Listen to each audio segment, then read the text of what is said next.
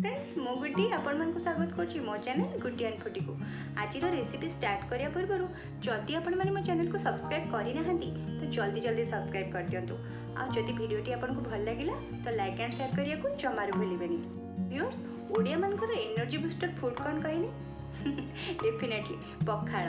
पखाड़ संग को पोड़ा पोड़ी टिके साग भजा टिके आ बड़ी चूरा टिके हो गले तो खाइबार मजा आसी जाए किंतु आज आम पखाड़ खाइबा कहा सहित चिंगुड़ी सुखुआ पोड़ा सहित थे चिंगुड़ी सुखुआ पोड़ा सहित पखाड़ खाते ना तो आपन को भी लगे चिंगुड़ी सुखुआ पोड़ा मुझे सब बेले करुँगी पखाड़ सहित खाऊी तो चलतु आज रेसिपी स्टार्ट करवा किसी चिंगुड़ी सुखा को पानी में बतुरे रखी 10 ରୁ 12ଟି टमाटो को फाइनली चॉप कर रखी किसी कंचा लंका नहीं किसी धड़ा सोरिष शुखिला लंका कला सोरिष रसुण को रखी पेस्ट बनाया आउ किसी धनिया पत्र नहीं से रसुण धड़ा सोरिष कला सोरिष पेस्ट मुझे फाइनली पेस्ट करके रखी पूरा फाइनली पेस्ट कर रखी एवं चिंगुड़ी सुखुआ को आम पानी छाणी बाहर करदे ये आइटम टी सांग मैंने शीत दिने ही भल लगे जेहेतु चिंगुड़ी सुखुआटा अलग दिन प्राय टिके स्मेल हुए तो शीत दिने तार स्मेल एत आसेनी आ बहुत टेस्टी होता है शीत दिने ही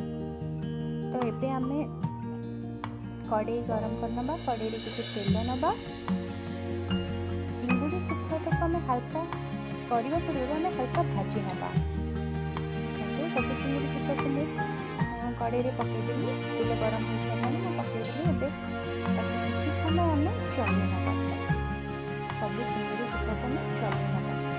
प्राय 5 मिनट रू 10 मिनट आम तेल टिके चले ना ताकि तार जहाँ भी टिके स्मेल थो से पड़ेब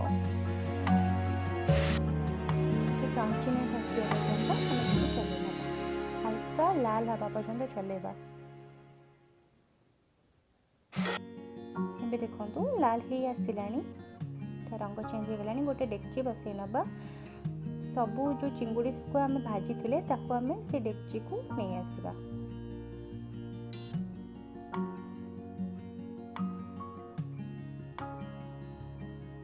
सोरिष बटाटा को आम पकईदबा सोरिष धला सोरिष मुझे यूज कर कला सोरिष अपेक्षा धला सोरिषटार टेस्ट बहुत भल लगे तो मुझे मिसेक यूज कर अल्प कला सोरिष नहीं अल्प धला सोरिष नहीं सब धला पेस्ट को सोरिष पेस्ट को आम देदेबा ए जो चॉप करके टमाटोटा रखी थे आम सबको भी से पकईदबा आपड़ चाहिए टमाटो प्यूरी भी यूज कर पारे बट मु पूरा फाइनली चॉप कर तो सी भी मिसीज पूरा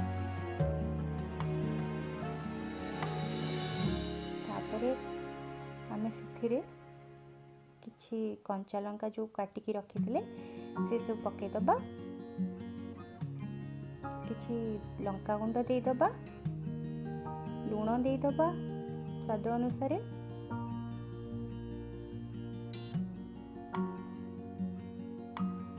हलदी गुंड किछि देदबा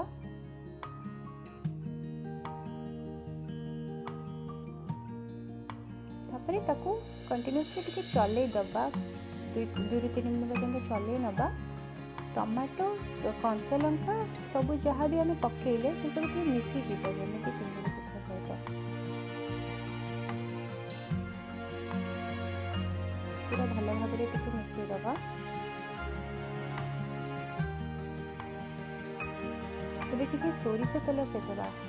2-3 चामच सोरिष तेल दबा पानी किछि देदबा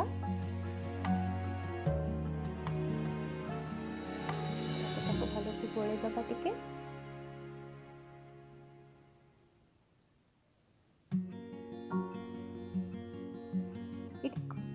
सोरिष तेल कंचा सोरिष तेल ही यूज करियो कारण सोरिष तेलटा ही टेस्ट तार एनहांस करेबो तो सोरिष तेल ही यूज कर रिफाइन अपेक्षा सोरिष तेलटा ही यूज कले तार टेस्ट टिके भल आसीबो तापरे गोटे घोड़नी रे घोड़े दबा आम मझे मझे 10 ରୁ 15 मिनट भितर आम चलो दूसरा प्राय हेबा को अध घंटे टाइम नब मझे मझे आम चल दूसरा जेपर्यंत कि ये टिके ड्राए हो आसो से पर्यंत आम चलाउवा